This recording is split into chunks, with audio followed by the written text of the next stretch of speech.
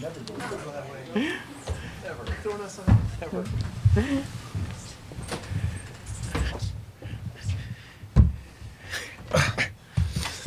Sorry.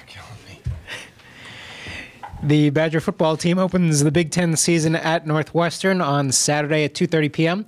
Game will be televised by ESPN2.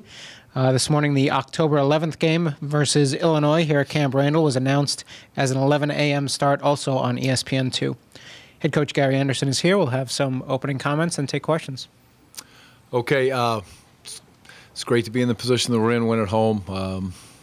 Very, very good second half. Thought the kids did a great job, again, of dealing with some adversity that faced them, which you're going to get every week and in every football game. They did it well.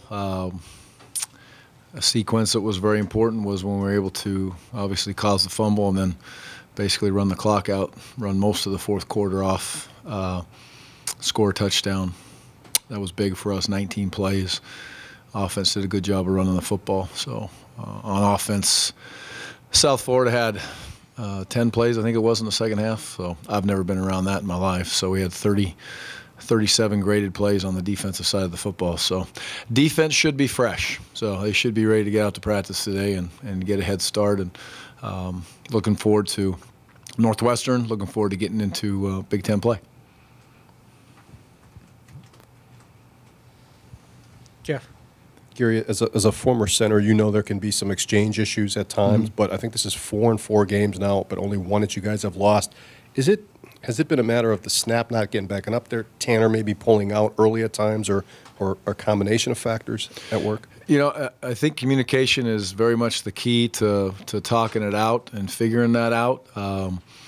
There's not a certain way that Dan's going or a certain play where he's really trying to get out of there when it takes place.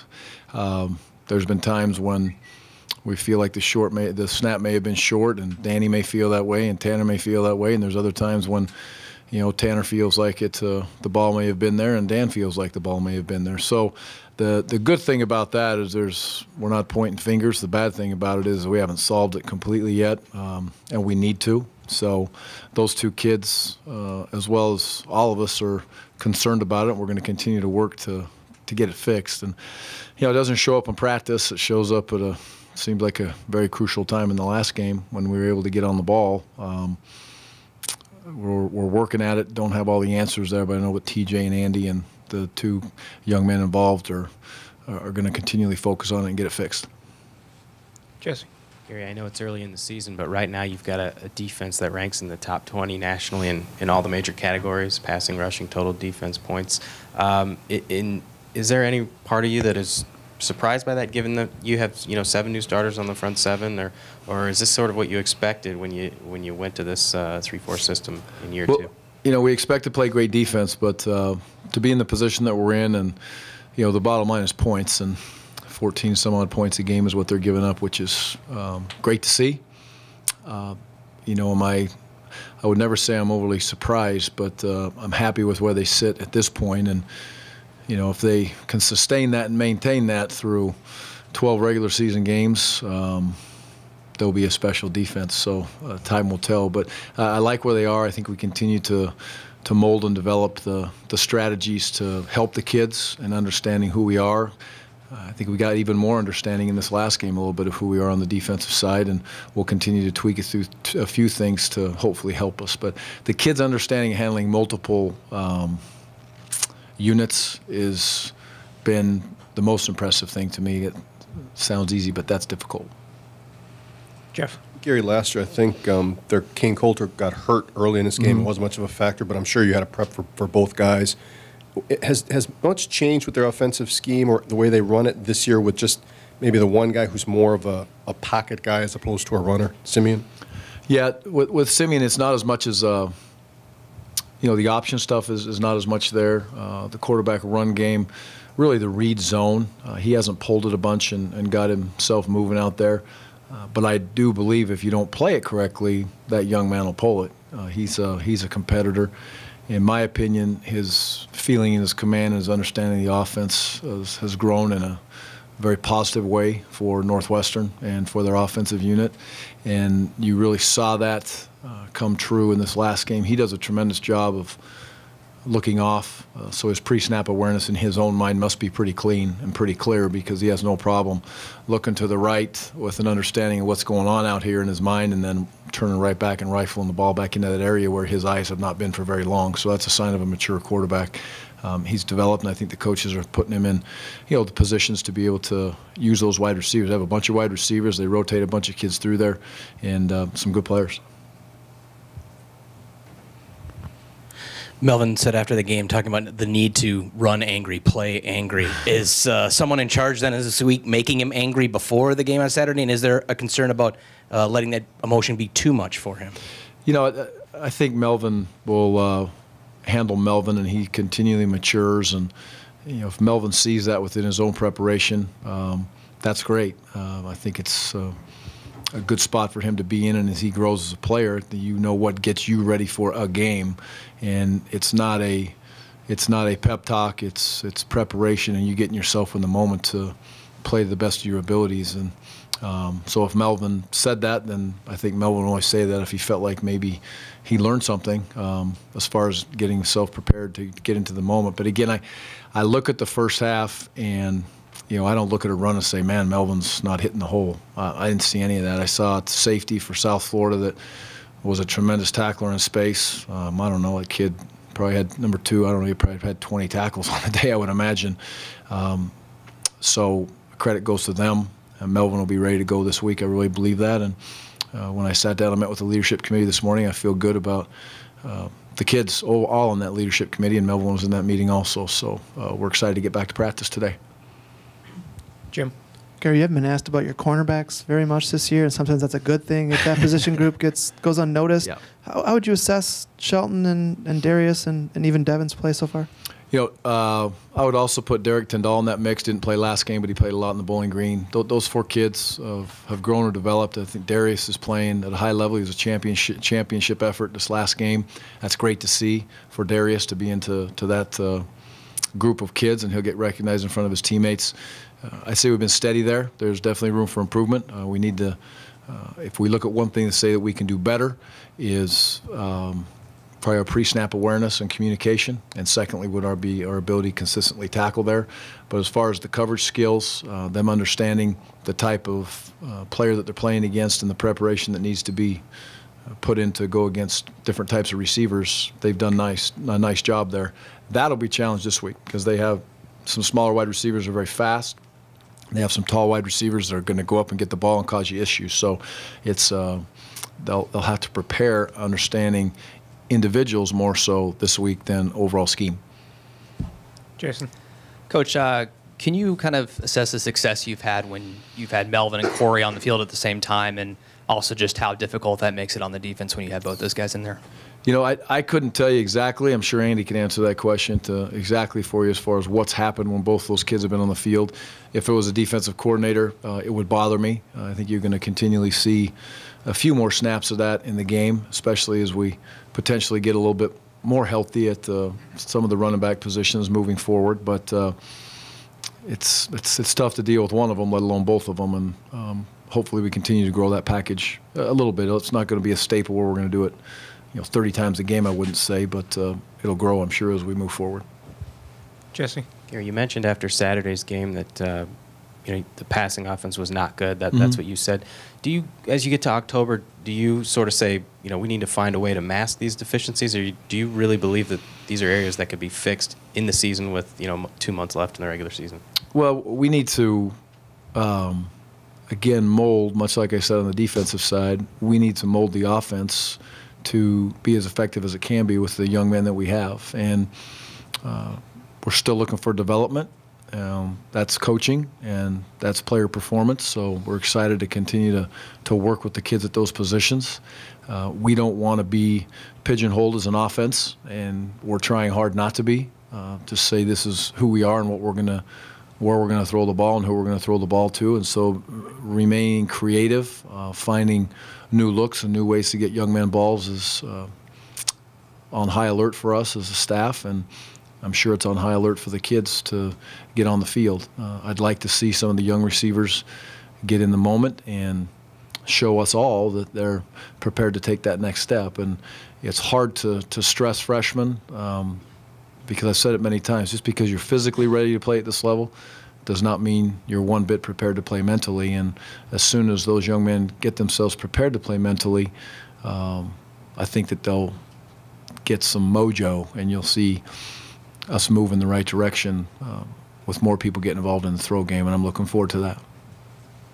Jeff? Gary, what are the keys for your offensive linemen to be able to adjust to maybe some things that the defense is doing, especially like one of the guys was talking about the slanting of the South Florida defensive lineman early, to adjust, first of all, if they can, in the middle of a series from play to play, and then once they get to the sideline with TJ and be able to identify what's going on and how to adjust to it. Yep. Again, I think first to preface that, the South Florida front was they were pretty stout kids inside in that interior tackle box, and they played well. There's some things in the scheme that we would sit back and say, can we tweak them?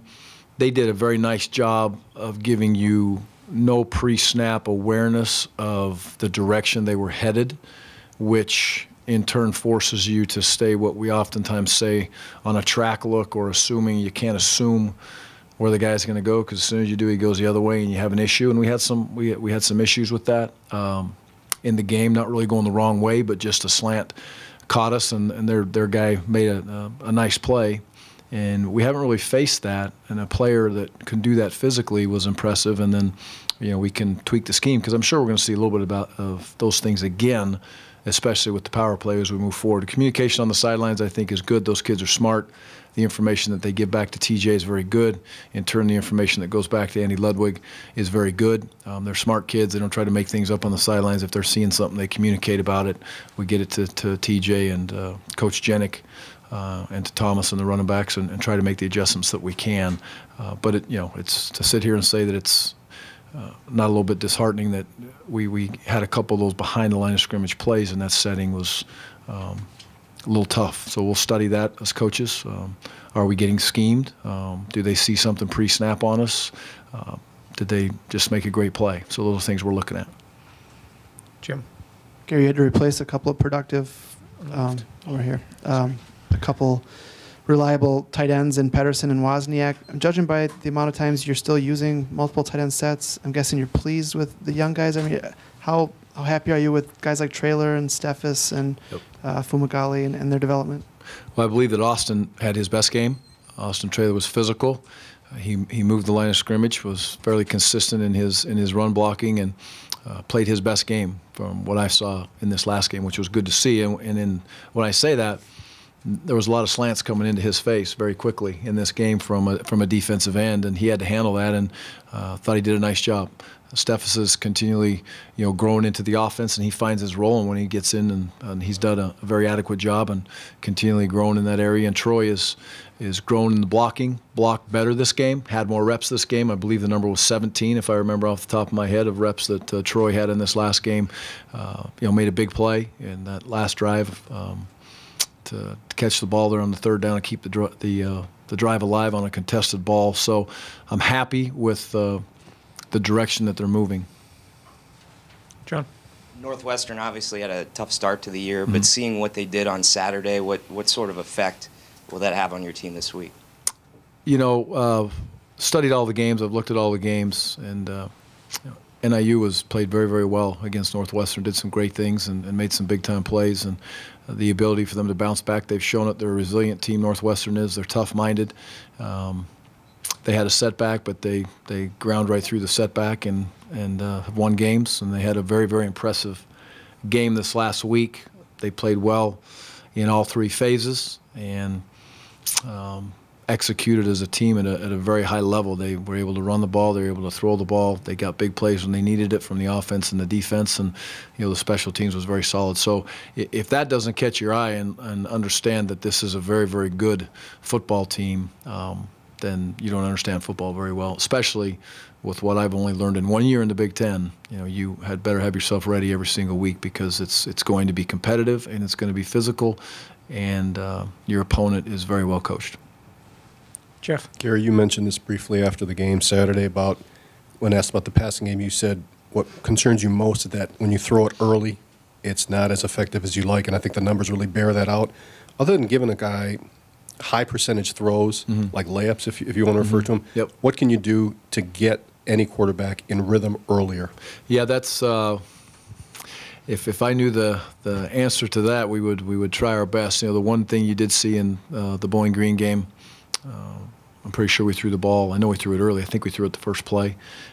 There's some opportunities for us to get Tanner involved in high percentage throws, hopefully early on, and that's something that we'll look at and we'll see. We tried to do that early in this last game, and we didn't complete the one into the flat to Melvin, which comes to mind.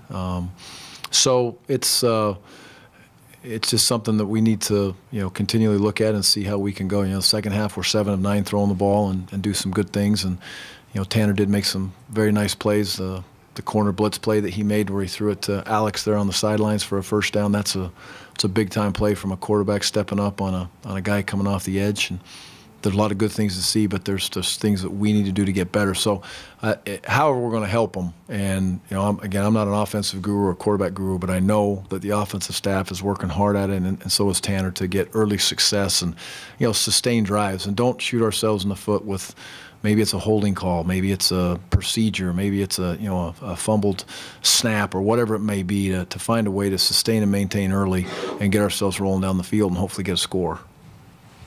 Zach.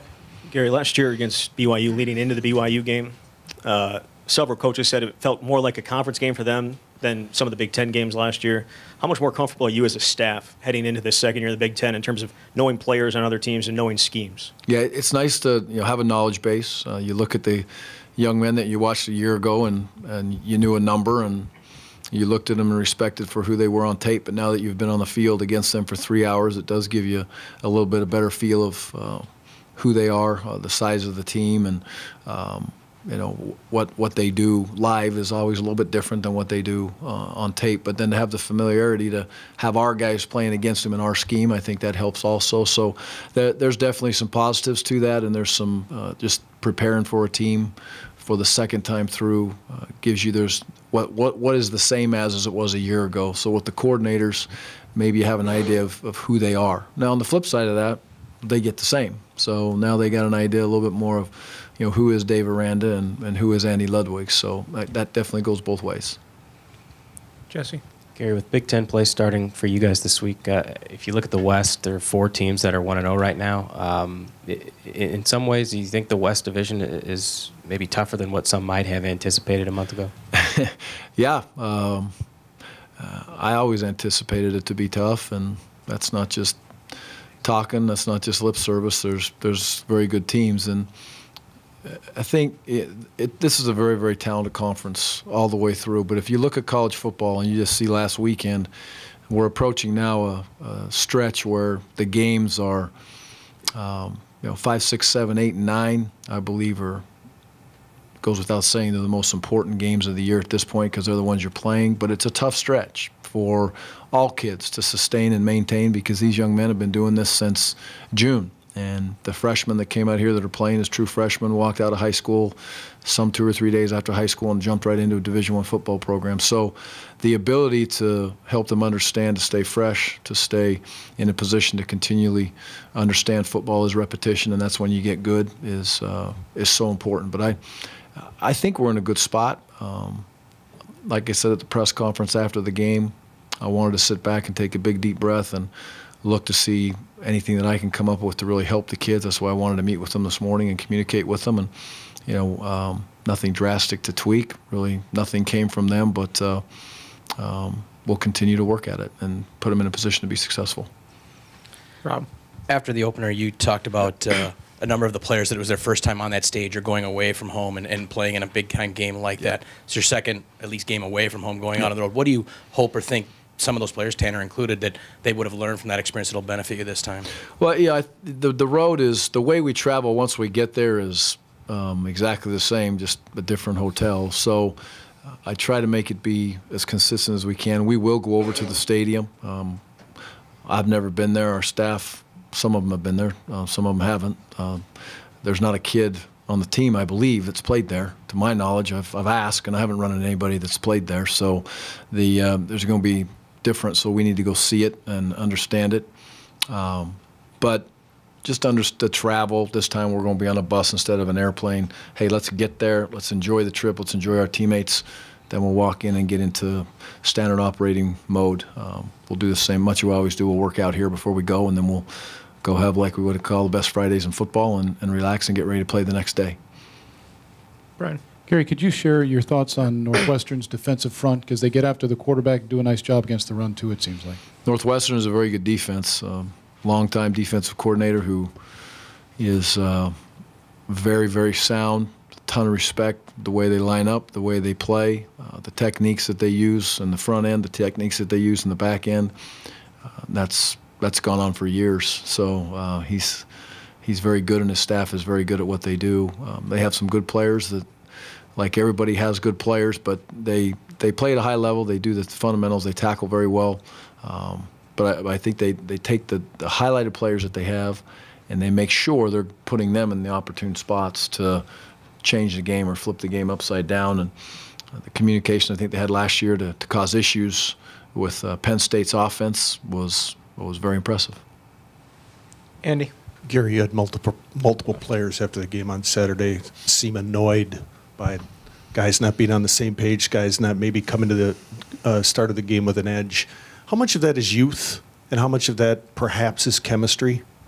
Well, I think a lot of that can get overblown in a game like that, in my opinion. You know, if we don't get a holding call at the beginning, we go down a score, and potentially it's 7-0, but it wasn't. And South Florida stopped us from doing that. We, score there at the end and don't fumble the ball. We were our own worst enemy, not because we weren't playing hard. And that's again what I shared with the kids this morning is the effort is there, which is I look for every single time. The first thing I look for is on tape is the effort of the offense, the effort of the defense, and the special teams. And it was there. It was, like I stated at halftime, it was 6 more inches that we needed to get a big play. We would have had a couple scores. And South Florida wasn't allowing us to get that 6 inches. So they did some good things. But kids naturally will go to that when all of a sudden they didn't get what they wanted at the beginning, and maybe they think it's because they weren't as jacked up or as excited when they came out of the locker room. I think that's way overblown. We played with emotion. Can we have more? Yeah, potentially you could have more, but you could. I've been in games where you have great emotion, you don't play well, and I've been in games when the emotion is just okay, and you play very, very well. So I was happy with the way they prepared, the way they walked out. But if they feel they need to get a little more of an edge, then it's important that they find a way to get that edge. And when I was a player, I sat in the corner of my locker, and I didn't want anybody touching me, talking to me. And the last thing I wanted to do is somebody tap me on the head and say, come on, let's go. My deal was, when you go worry about you, I'll worry about me, and I'll get my job done, and then we'll be okay. Some kids on this team are like that, some aren't. So if you need to get juiced up, get yourself juiced up where you need to be, but don't distract somebody else that may not need that. Rob. Gary, you mentioned trying to get some of the younger receivers involved. Do you envision having to get them more snaps, maybe at the expense of some of the guys that are ahead of them right now, stuck at 1 and 2 catches, or are you looking for them to just emerge when they're looked to by Tanner? Well, the big thing is they've got to show it in practice, and consistency in practice leads to opportunities on game day. It's not there's no hey, I'm ready, I'm a gamer. No, we don't use that word. There's no such thing in this program as I'm a gamer. So when they deserve to be on the field and practice, then they'll find themselves out on the field. And again, the effort's there, the want to is there, but it's got to consistently show up. And then at that point, you're going to see those young men come in opportune times when the game is highly contested, and they'll be allowed to make some plays in that spot. You saw George in there early on the fly sweep. It was good to see him get in and make a play on a run on a first down. And we're looking for more of it, but we're not going to push a button that is going to put the team in harm's way, at least with our the most educated decision we can make at practice. Just one follow-up, Wheelwright's health status, and then you mentioned earlier anybody coming close to getting back from injury in the run game? Yeah, Robert's healthy. He was all go last week in practice and seemed absolutely fine to me, and doesn't show up on the injury report, so he's ready to go. Other than that, excited this week to continue with Joel and the snaps that he's getting in practice. Like I said last week, he was more involved in some team reps, and we're looking forward to continually growing that this week. And That's a good part. It's a good part for us to be in, or a good spot for us to be in right now. And the other guys are rehabbing, coming back. I think we came out of the game fairly healthy, so that was a big positive. Nobody else comes to mind that's like this week or next week are going to be back. I would say after Illinois, then hopefully we're talking about 2 or 3 kids returning. Jim? Gary, when you were asked about the passing game the other day, you said that needed to improve if you were going to be a good team or even a great team. So that leads me to believe you think this can be potentially a great team. What gives you that belief? Well, first of all, we're sitting at 3-1, which gives us an opportunity to, get those wins as we go through it. Secondly, said it many times, I like this team. I like the way they deal with adversity. You worry greatly about a team that is as youthful as they are, and the lack of numbers in the senior leadership role, but I'm highly impressed with the way they have hung in there. Another example struck me in this last game. Could have been really easy when you've got Melvin Gordon taking a handoff on the 2-yard line and he gets smacked in the backfield. You didn't see him get up and point fingers again. You saw him get up and dealt with it, and we moved on, and we played the next snap when we had the opportunity to. So that's something that you don't coach. You hope it happens, and with this team, that's what's going to help them, I think, move down the lines. And a few times when they've had to face adversity, they've battled through it, and they've flipped some bad situations somehow, some way, again, into a good situation. That's it's not ideal to be in the position we were and blow a coverage and have it go down to the 10-yard line with a 10-point game. But you knocked the ball out, and you found a way to get it done. And again, that's kids playing hard. That's playing with great effort.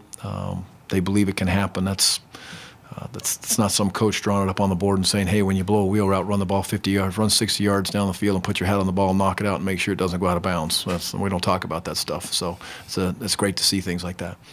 Got time for one more, Jeff? Along those lines about Luburn, how would you rate his ability to, if he has to come up to the line of scrimmage, either on a quick screen or a running play and close and try to shut it down from getting out the back end? Yeah, it's improved. If you go to the Bowling Green game, he had a tackle on the edge of the defense that he made, and he had another one that he missed, and he had one on Tuesday in practice that none of you saw that he came up and missed, and he answered the next day and came back and made the exact same play. So the learning curve is great for that young man, but he's getting coached very hard by no one else in the world. I'd rather have coaching that guy in his room with a young safety than Bill Bush, and he accepts the coaching.